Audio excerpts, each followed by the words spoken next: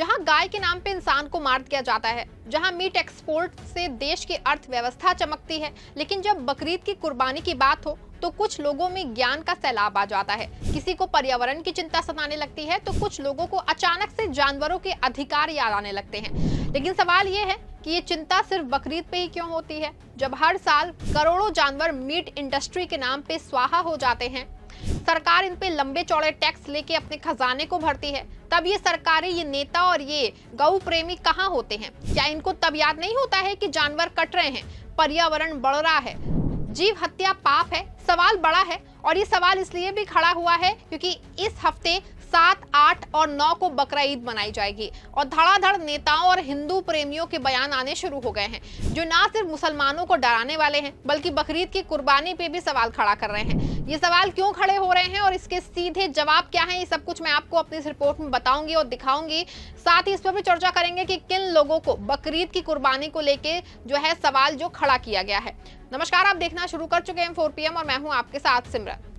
पहला बयान हिंदू धर्म के जगत गुरु स्वामी अविमुक्तेश्वरानंद का आया है। शंकराचार्य ने कहा है कि बकरीद आ रही है, इस पर्व को मुस्लिम समुदाय के लोग मनाते हैं। इब्राहिम अलैहिस्सलाम ने एक सपना देखा जिसमें अल्लाह ने उनसे कहा कि इब्राहिम, तुम मेरी राह में अपनी सबसे खास चीज कुर्बान कर दे। पैगंबर इब्राहिम के लिए सबसे खास उनके बेटे इस्माइल थे, वो उनको लेके बलि देने चले गए। इस घटना की याद में बकरीद का पर्व मनाया जाता है। शंकराचार्य ने कहा कि मुसलमानों को अपनी प्रिय वस्तु अर्पित करनी चाहिए। मुसलमानों ने अपनी प्रिय वस्तु अर्पित करने की परंपरा नहीं चलाई, बकरा लेके जाके काट दे रहे हैं। हम नहीं समझ पाते हैं। आखिर में स्वामी ने गौ भक्तों से अपील की है कि कहीं पे भी गौ माता का वध ना हो सके, इसीलिए पूरी निगरानी रखे। कुछ इसी तरह का बयान पंडित धीरेन्द्र शास्त्री का भी आया है। सुनिए पंडित धीरेन्द्र शास्त्री ने क्या कुछ कहा है।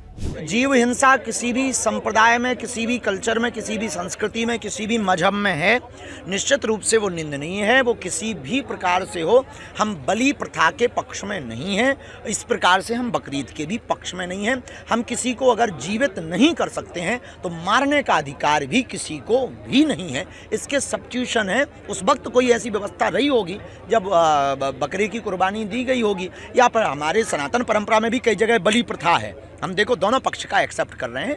तो अब लेकिन उपाय हैं, उपचार हैं। अब समय बहुत बदला है, हम सब सभ्य हैं, सुशिक्षित हैं, इसलिए हमें लगता है जीव हिंसा को रोकना चाहिए, अहिंसा परमो धर्मा के पर्याय पर चलना चाहिए। उससे निश्चित रूप से कि जो भी मजहब है, मजहब को भी तंदुरुस्ती मिलेगी, सबको जीने का अधिकार है, ये नया प्रण और प्रेरणा प्राप्त होगी। सुना आपने कि पंडित धीरेन्द्र शास्त्री जी पशु प्रेम की नसीहत दे रहे हैं। वैसे आपको बता दें कि हर साल मेनका गांधी लंबी चौड़ी नसीहत बकरीद पर देती आई हैं।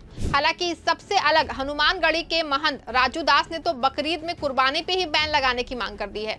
अयोध्या में हनुमानगढ़ी के महंत राजू दास ने बॉलीवुड स्टार पे निशाना साधते हुए कहा कि वो होली दिवाली पे तो लोगों को रंग खेलने या पटाखे जलाने से रोकते हैं, फिर बकरीद पे होने वाली जीव हिंसा पे कुछ क्यों नहीं बोलते।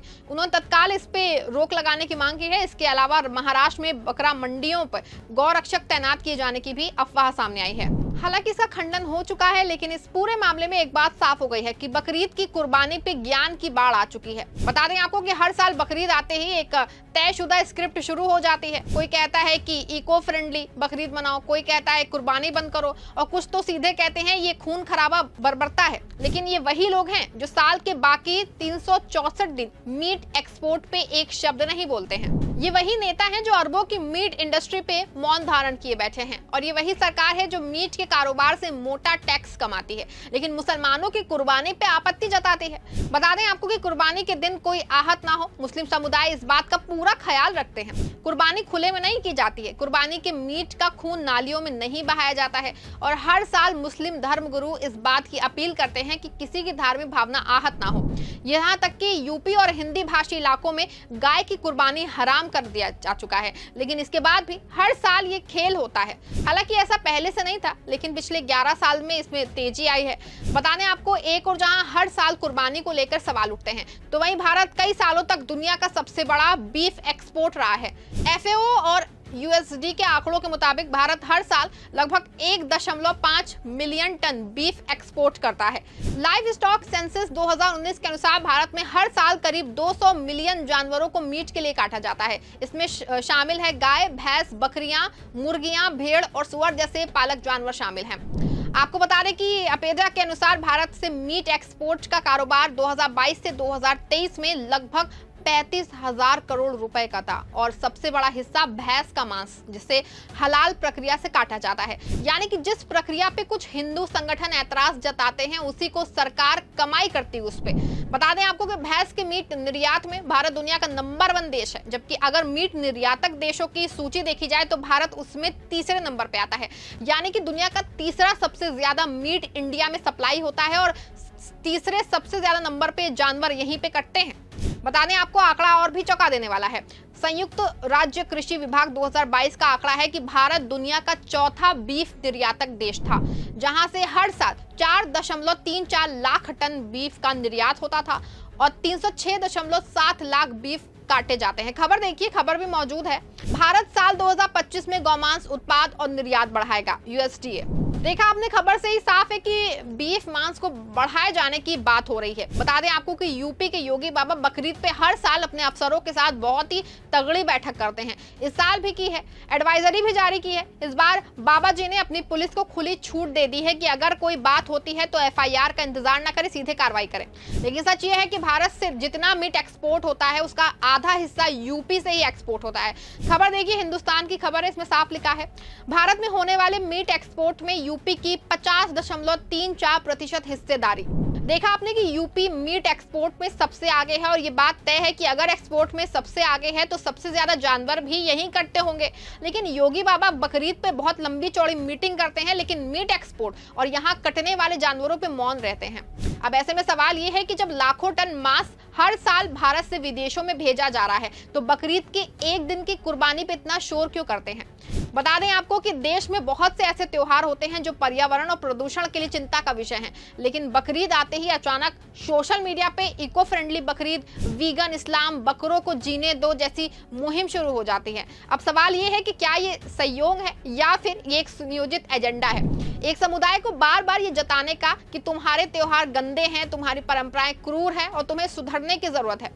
बता दें आपको कि अलीगढ़, मेरठ और कन्नौज के वे बड़े मीट प्लांट जिनके मालिक सत्ता से जुड़े हैं, जान के हैरानी होगी कि भारत के कई नामी मीट कंपनियों के मालिकों का संबंध जो है वो भाजपा नेताओं से है। कुछ मीट कारोबारियों ने भाजपा को चंदा भी दिया है, लेकिन ना तो टीवी चैनल इस पे बहस करते हैं, ना कोई कोर्ट नोटिस भेजता है और ना ही कोई गौ रक्षक मीट फैक्ट्रियों को बाहर धरना देता है जाकर के। क्यों? क्योंकि मामला मुसलमानों से नहीं जुड़ा होता है। बता दें आपको, बकरीद सिर्फ एक त्योहार नहीं है, ये इब्राहिमी परंपरा की याद है। हजरत इब्राहिम की उस कुर्बानी की जिसने उन्होंने खुदा के आदेश पे अपने बेटे को कुर्बान करने की तैयारी की। ये त्याग और समर्पण का प्रतीक है और कुर्बानी का मांस समाज के गरीब और जरूरतमंदों में बांटा जाता है। ज्यादा जो मुस्लिम है वो 1/3 हिस्सा खुद रखता है और 1/3 रिश्तेदारों को दे देता है और 1/3 गरीबों में बांटता है। ऐसे में साफ है कि ये त्योहार समाज में बराबरी और करुणा का संदेश देता है, लेकिन जब इसे हिंसा, बर्बरता और पशु क्रूरता का नाम दिया जाता है तो सिर्फ त्योहार का नहीं, पूरी एक कौम की धार्मिक पहचान का अपमान होता है। ऐसे में सवाल ये है कि अगर मीट गलत है तो सरकार मीट एक्सपोर्ट क्यों करती है? अगर कुर्बानी जो है वो क्रूरता है तो मांस उद्योग को टैक्स छूट क्यों मिलती है? अगर जानवरों की हत्या पाप है तो क्या ये पाप सिर्फ मुसलमानों के लिए है? क्या किसी का धर्म और त्योहार सरकार या मीडिया को इको फ्रेंडली सर्टिफिकेट से तय होगा? क्या तुम्हारा धर्म तुम्हारे घर में है और हमारा धर्म तुम्हारी पंचायत में तय होगा? ऐसे में साफ संदेश है कि इस बार बकरीद पे सवाल मुसलमानों से नहीं, सरकार से करो। पूछो कि मांस का व्यापार बंद होगा या नहीं, पूछो कि मीट निर्यात पे पाबंदी कब लगेगी और पूछो कि नफरत फैलाने वालों पे कार्रवाई कब होगी। इस बार बकरीद पे जुबान मत पकड़ो, आईना पकड़ाओ। क्या बकरीद की कुर्बानी गलत है और जीव हत्या है तो जो लाखों अरबों रुपया इन मीट कंपनियों के निर्यात पे टैक्स के रूप में लिया जाता है तो वो क्या है? क्या इन्हीं टैक्स के पैसों से शहरों और प्रदेश के इंफ्रास्ट्रक्चर में नई खर्च हो रहे हैं? ऐसे में बकरीद और मीट कंपनियों को लेके दोहरा मापदंड क्यों? आप अपनी राय कमेंट में जरूर लिखिएगा और इस खबर को लाइक और शेयर भी जरूर करिएगा।